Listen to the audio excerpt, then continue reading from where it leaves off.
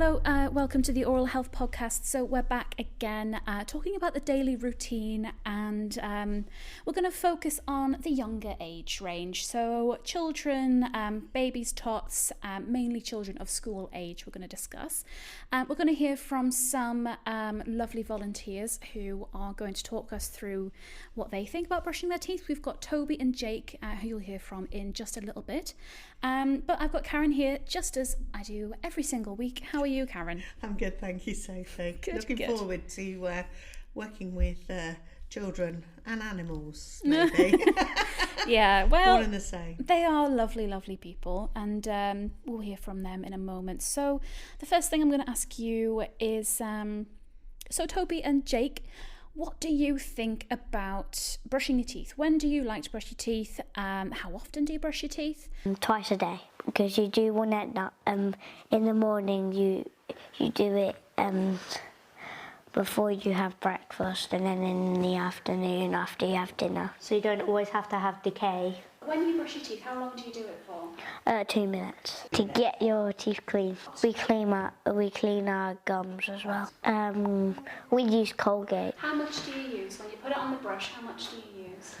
It's like not half of it, because you wouldn't put it everywhere. Yeah. A little bit. A little bit. How much would you say is a little bit? Just like a gram of it. About this bit. At least pea size.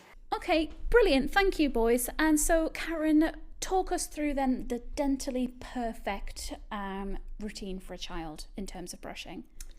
Okay, so first of all, we're looking at brushing for 2 minutes, last thing at night, and at least one other time during the day. We're using a good fluoride toothpaste, optimum level of fluoride in the toothpaste that's equivalent to the age. So most people, the other time during the day will be first thing in the morning. Mm-hmm. So you get up, you do your normal personal hygiene routine, and you brush your teeth. You'll then go downstairs for your breakfast. So after your breakfast, you're not going to brush your teeth, because we know we don't brush immediately after eating. So if you do want to clean your mouth, if you think you've got some cereal stuck there or a bit of toast or whatever, you can go and rinse. That's the first thing in the morning routine.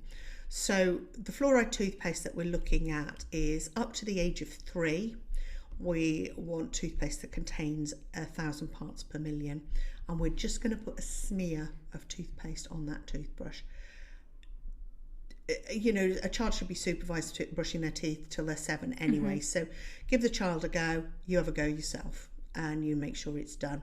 Then they spit out the excess, but don't rinse with water. Leave it on, as we said a couple of weeks ago. Leave it on, let it do its job. And then by the time they're dressed and done the other things, by the time they come downstairs, the fluoride will have been on the teeth for long enough. Yeah. So over 3 years old, we want 1350 to 1500 parts per million. Now, I know I say parts per million and numbers, and they're very easy to find on a toothpaste packaging or on the tube. It will say a number, ppm fluoride. Yeah. So you're looking for the ppm. So essentially, after the age of 3, they can use the same toothpaste as you. Often an adult toothpaste is a little bit strong for them. Some of them can be even too minty Very for minty, me. Yeah. So choose a child's flavouring. So it'll be a mild mint or something like that they like the taste of. Again, supervising till 7. I would still supervise after that, to be honest. I would like to supervise my children, but they're 20 and 24, and they do frown upon it.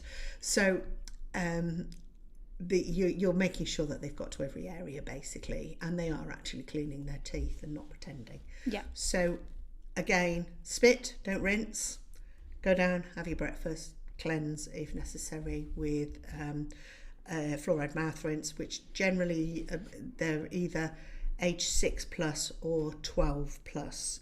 So we've got Toby and Jake, who are in between those two ages, so they could use the 6 plus but not the 12 plus, because they're not old enough yet. So for that age group, we're looking for a pea size smear. which is a little bit bigger than we're going to give the up to 3s, but it's certainly not the whole length of the toothbrush. It's just sort of a pea-sized, and you're smearing it. It's not a pea-sized blob. It's not a blob, no, it's a smear. And I can show that. We've probably got a video of... Oh, we've got loads online, yeah. I'll link some below. You'll be able to see what we're talking about for amount on there. You know, at some stage, children need to start cleaning interdentally. I wouldn't look at it at Toby and Jake's age. They're a little bit too young. If they want to give it a go with some interdental brushes, I would definitely supervise with that. But if you get much younger, it is a choking hazard. They are quite small. Yeah, and I think that with a lot of children, when they're in a transition, they'll have some baby teeth, some adult teeth. They tend to have quite good gaps between their teeth anyway, and they can get around and clean. So as long as they're getting in there and getting all the plaque and debris off. And it's quite fun for children that sort of age to use a disclosing tablet every now and again, just so it shows them how well they're doing, so they can stain the plaque. And some of them actually show how old the plaque is. So the darker the colour, the older it's been the longer it's been there. So that will show them areas that they might be missing. So that's a good thing for them as well. Definitely. And boys, we know that your mum is a dental nurse and dentally trained, so we fully expected you to get that completely right, if not you know, a little bit off, but you know, we knew you'd get there. So now let's have a little chat about foods. I want you to just list out some good foods and some bad foods. I like to eat bananas and green apples. For me, it'd be a KFC or something. Now, do you know what types of foods are better for your teeth? Like some stuff that has nutrients in, like fruits or vegetables. What's your favourite fruit and veg? My favourite veg is probably broccoli, and then my favourite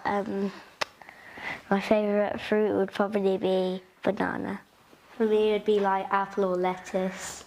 Nice. What kind of foods are bad for your teeth? Like chocolate or anything with sugar in, because it could decay your teeth. What do you think would be a healthy tooth snack? Maybe like cucumber or something. Cucumber, tomato. Karen, I'm going to ask you to do the same thing now. List out some tooth-friendly foods for me and some untooth-friendly foods. The basic ones, I think, there were milk and water, the best drinks you can have. Yes. Fizzy drinks, the worst drinks you can have. Yeah. And then fruit juices and smoothies, those kind of things. Yeah. Things with more fruit in than we would actually sit down and eat. So if you look at the back of your smoothie bottle or carton and it says 14 apples, 3 oranges, it is a bit mental. You would never sit down and eat that much fruit in one go. So just beware. Just look at the sugar content. Okay, it's natural sugar, but it's still sugar. So just beware fruit juices. Keep them to part of a meal time. Don't sip on them all day. Anything in between meals, the safest is milk or water. If you have to have squash, water it down quite a lot. It is always better to drink your drink down all in one go than sip on it. So we don't want sipping. We want it, you know, have a drink, quench your thirst, take it away. Yeah. Provide water or milk in between times. So, I mean, as we know, Jake and Toby are perfect examples of being, I would say taught. Some would say indoctrinated, but mostly would say taught. Safe snacking, yeah, we're looking at cheese, nuts and seeds if they can have them, a crumpet, piece of toast. Savoury snacks, really, yeah. Yeah, more Popcorn? savoury. Popcorn, you can have carrot sticks or celery or anything like that. You know, something with a nice crunch to it. Cucumbers, peppers, anything like that. Peppers and hummus. That's always quite nice. I'd like to meet a child that willingly eats celery, to be honest. I don't think I'd meet many adults. Strong. Yeah, I quite like it with a bit of Philadelphia in, so you could get that. You tried it with peanut butter. That's quite good. I do enjoy peanut butter, but I would give it a go. I just don't, unless it's diced in a soup, don't want to know. No. Yeah, so there's those kind of things, and you know, whilst a balanced diet is what we're looking for, fruit we would prefer to keep as part of a meal time, just for the fact that it gives the saliva a chance to neutralise the acid in there. So by all means, fruit as a snack, just more in moderation. Also, I would avoid things like cereal bars and things like that, because they're quite sticky. They're full of quite sugar, sugary. really, yeah. Especially the ones aimed at children, like the Cocoa Pops, the Rice Krispies, and they've got that bar of like gross and it's milk, together. quote unquote milk, that it's a little strip sticky. of white at the bottom. Yeah, I think it's it's held together with sugar, isn't it? So, avoid those if we can. Keep them to part of a meal times. I mean, we're not kind of saying don't ever have anything like that, but in moderation. But it's the frequency. Yeah. So if we can cut down on the frequency that we're having these bad things. I mean, I'm not saying by any means, next time the boys go to a birthday party that they can only eat the carrot sticks. That's not reasonable. And certainly before I had children, I would have said, oh, they don't need that, oh, they don't need this. But it's a treat. If it's a treat, well, it then is it's a treat, and it's something that they can look forward to, like we all do. Yeah. I just remember going to a toddler group with my daughter, and she was really, really. They smelt horrible, but they were salt and vinegar rice cakes, and they would have a biscuit and a glass of squash at half time or whatever in a break. So she would have her bottle of water and a rice cake. She didn't want a biscuit. She never had a biscuit. She didn't want it. They tasted like. She wanted a rice cake.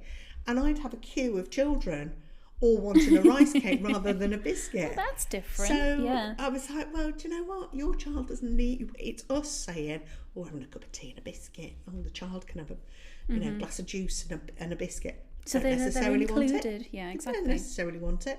I used to have to take a whole thing of rice cakes because I was handing them out like frisbees. But and they would eat them until their lips go white. With something so vinegary. Yeah. But that's a rice cake. Much prefer them to have that. Definitely. So, and I think the one food consistently we do tend to quote unquote blacklist and just say never a good idea to have this is raisins.